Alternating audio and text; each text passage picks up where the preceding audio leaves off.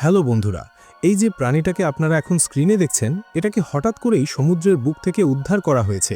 প্রথমে সবাই ভেবেছিল এটা বুঝি কোনো নিরীহ সামুদ্রিক প্রাণী, কিন্তু কয়েক মিনিটের মধ্যেই পরিস্থিতি এমন হয়ে যায় যে মানুষজন দৌড়ে পালাতে বাধ্য হয়। প্রশ্ন হলো, এই প্রাণীটা আসলে কী ছিল আর কেনই বা এতটা ভয়ঙ্কর?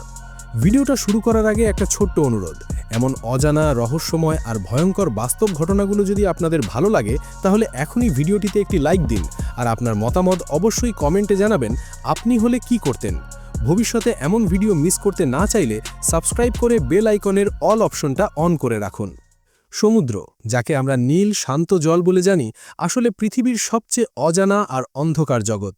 বিজ্ঞানীরা আজও সমুদ্রের প্রায় ৮০% রহস্য উদ্ঘাটন করতে পারেননি।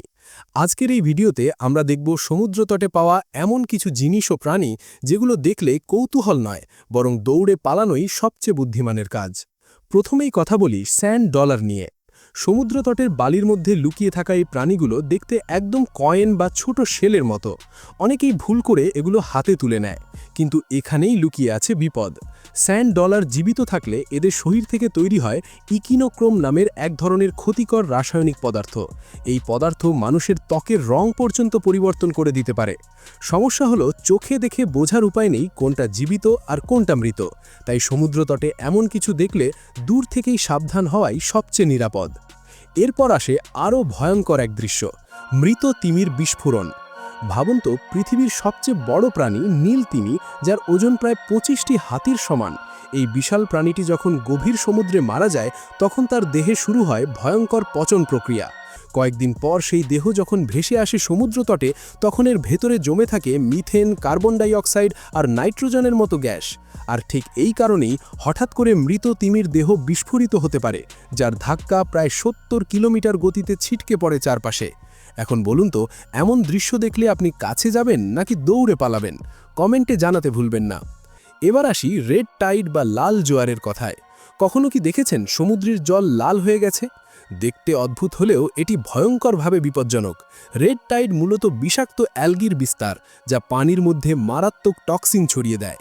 এই বিষের কারণে একসাথে মারা যায় মাছ, তিমি, এমনকি হাঙরের মতো শক্তিশালী প্রাণীরাও। যদিও এটি একটি প্রাকৃতিক প্রক্রিয়া, কিন্তু জল দূষণের কারণে এর মাত্রা আরও ভয়াবহ হয়ে উঠছে। এমন জল দেখলে কাছে যাওয়া মানেই নিজের বিপদ ডেকে আনা।